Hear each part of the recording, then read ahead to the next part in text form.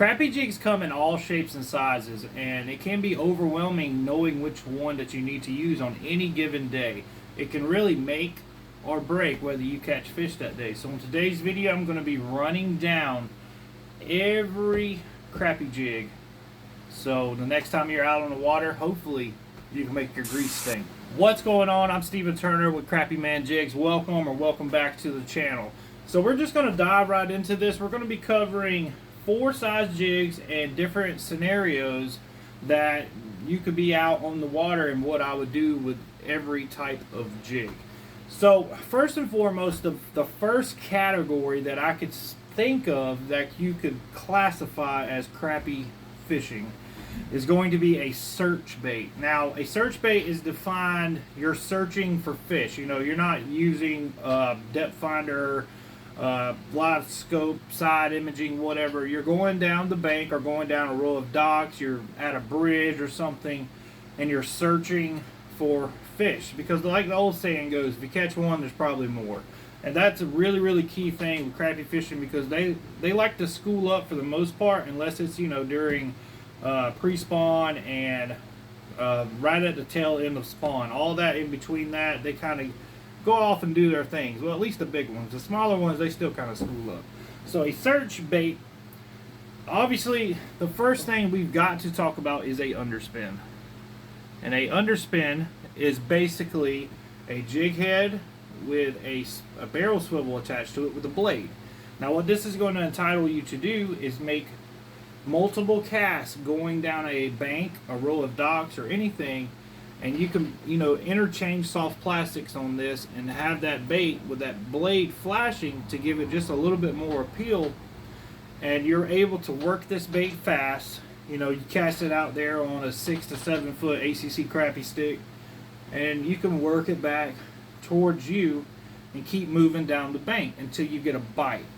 Now, also as a search bait, you've really got to key in on little bitty swim baits. This is a 1.5 swim bait that I make here at Crappie Jigs. This is a great trailer to pair up with a underspin. And also another great trailer to pair up with an underspin is a curly tail grub. Now, I don't currently make curly tail grubs, but there's plenty on the market that you can find in whatever sizes that you would like to fish. Now, you don't just need an underspin to be able to have a search bait. You can just use a plain swim bait, a 2-inch swim bait, 2.5-inch swim bait, or I like to use smaller baits because I just feel like they get bigger bites, and that would be the 1.5-inch swim bait. So that category in itself is also carried over to long lining. And I made a video on long lining if you want to check that out. You're basically throwing a bunch of lines out the back of the boat and using your trolling motor to troll around until you catch fish. So that would be the search bait category. Swim baits, curly tails, you can even throw in a wedge tail. We'll cover those in a little bit. And just go down the bank, go down a row of docks, go down at a bridge, riprap, wherever you may be, cover water, turn that trolling motor up on high, make a lot of casts until you catch a fish. And then you can slow it down and maybe use some of the other stuff we're about to go over. So a search bait, and now we're going to find a more heavier type of fishing. We're going to go from heaviest to least. Now I'm doing this video on one take. I'm going to be editing a little bit, but not much. So now after the search bait, we pretty much have 4 different sizes. Now there are some in between. We're going to be leaving out the 1/80th ounce and the 1/24th ounce. But you go from 1/8, 1/16, 1/32, and a 64th. And basically, we're just going to cover that right now. So a 1/8, which is a very big jig head. This is a size 4 eagle claw hook. A 1/8 jig will give you access to deeper water. Now, when I say deeper water, I'm talking 20 plus feet is where those fish are at. So you may be fishing 30 feet deep, 40 feet deep, but those fish are suspended, you know, at least 20 feet or more. That is probably the only application I would fish on 1/8 if I'm not live scoping. Now, live scoping, a 1/8 is great for tracing.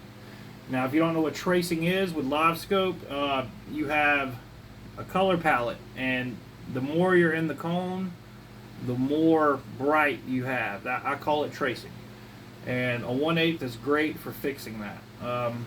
I could go more in depth. Leave a comment down below if you want me to make a video on that. So a 1/8, 20 feet or more, 5 to 7 foot rod, you're vertically jigging with a 1/8 most of the time. Now, you can cast it, but you're going to have to burn it back or you're going to be getting hung a lot. Now, the next size on the category is a 1/16. Now, a 1/16 is worldwide everybody's favorite jig head size because it's a widely available jig head. Now, why is the 1/16 so good? 1/16 has a decent fall rate. You're able to cover water. You're able to vertically jig it. You're able to skip it under docks. You're able to, it's the best size for long lining if you want to stay in that 5 to 7 foot range. A 1/16 is probably one of the most versatile sizes that you can get. And if you're new to crappie fishing, especially if you're fishing out of a boat, 1/16, you got to have one tied on. Alright, now we're going to go down even smaller to a 1/32. Now, this is a minnow head style 1/32. You can also get round heads, pill heads. There are all kinds of different heads. They all have their applications. We're not going to be covering that in today's video, though. So, a 1/32. What is a 1/32 good for? In my opinion, 1/32 is very, very good for 15 to 5 feet. 15 to 5 feet. If your fish are in 15 to 5 feet at 1/32, you give it that smaller profile, and that is very key to me, at least. Now, some people want a bigger profile. That's on you, but a 1/32 is going to give you just enough weight to suspend above those fish. Now, crappie feet up. Now, if you have a really heavy jig and your fish is here, it goes past the fish. I mean, that fish never seen your jig. So that 30-second falling down, that fish is able to see it and come up and check it out, and they might eat it. So now the next one, well, where would I use this? Skipping docks, vertically jigging, bridges, slip cork, spawn, dipping bushes and stuff in the spawn. A 30-second, very, very versatile, almost as versatile as the 1/16. Now, this is a very niche bait that I'm going to talk about. This is my favorite jig head. The 164 is honestly on my deck 365 days of the year. And why is that? On 164, you're able to fish it just as a 164 with a plastic on there. You're able to put a split shot on it for live scope, and you're able to see it two things and it not mess up the rate of fall.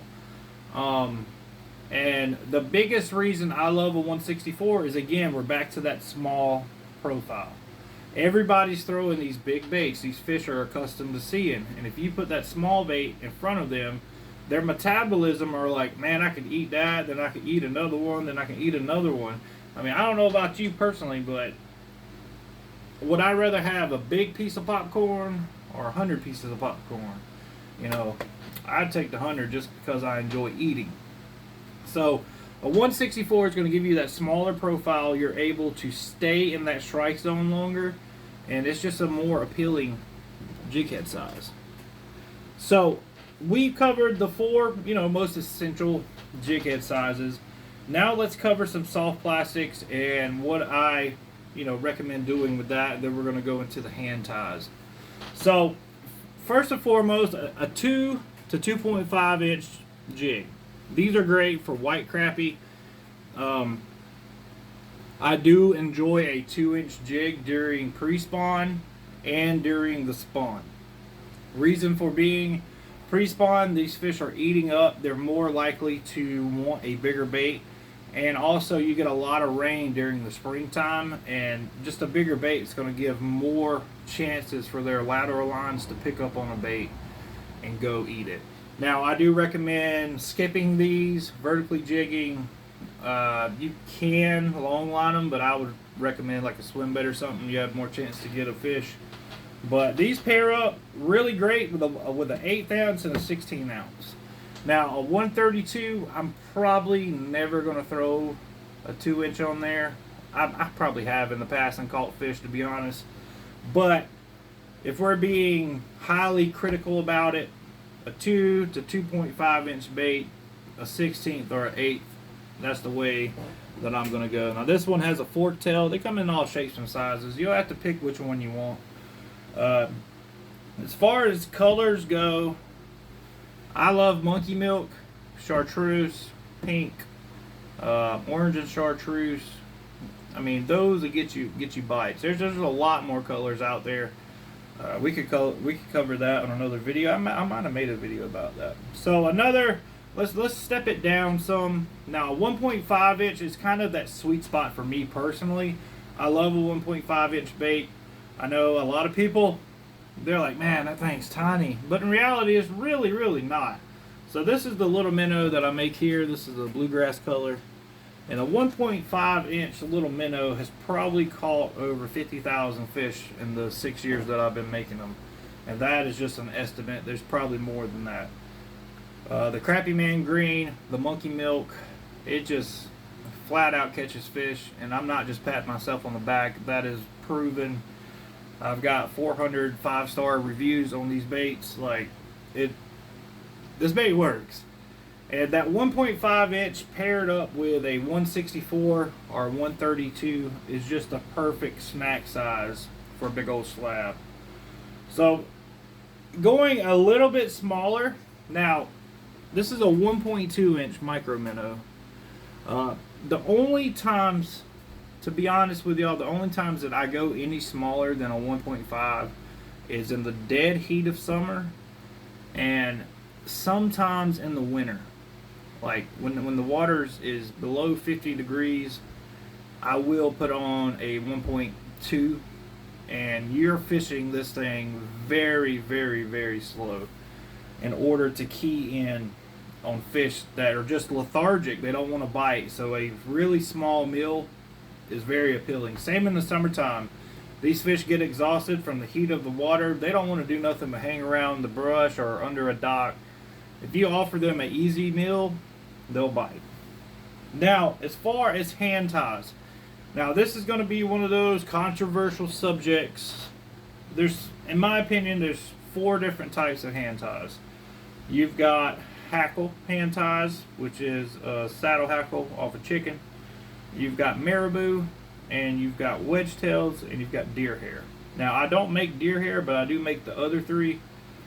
You've got a hackle, and in my opinion, a hackle is very, very, very good from looking at underwater footage and on the water experience for vertically jigging. There's normally a tip in these, and they flow when it comes up. So a hackle jig, no matter what size you're throwing, I do recommend vertically jigging a hackle. Marabou is awesome because this tail is free flowing. Once it gets wet, it can swim, it can vertically jig.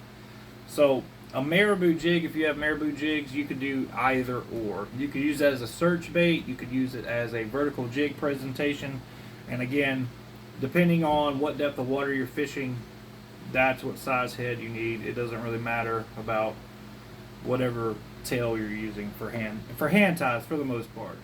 Now wedge tail, this is a new deal. Like, these have come out in recent years, and I've been making them for a couple months, and people absolutely are crushing fish on this jig. Long lining, casting, vertical jigging, it don't matter. This, when you're long lining this tail is going through the water like that. I mean, not that much action, but it's like a buzz. When you're vertically jigging it, that tail is popping. And when you're casting and winding it, it's doing the same thing. It's a very, very tight presentation. And these fish, I have not seen very many of them because, like I said, they're new to the market. Now, just to cover you know, let's tie everything together. I tried to do everything. Everything is going to be paired up with a loop knot. I have a couple videos on loop knots if you want to go check those out. These are paired up on ACC crappie sticks. I love the 7-foot, the 13, the 15, and the 8. Those are my favorite ACC crappie sticks paired with a PC Fun, Abu Garcia, any of those reels. As long as the drag works, the reel's fine. The rod's going to catch you the fish, the reel's just going to bring it in. You know what I mean? But to wrap everything up, what colors? Chartreuse, monkey milk, Earl, which is a black and blue highlight kind of deal. You have to check it out on the website, crappiemanjigs.com. And obviously something bright, like a pink or something. Those are the colors I recommend. And you just study your body of water. Whatever depth you're using, use that type of jig. Hopefully I taught you something in today's video. If I did, smash that thumbs up button for me. Subscribe down below if you haven't. I do one of these videos every single week. We go live every night but Thursday, and I post 2 shorts a day. So join the crappie crew and stay slappy.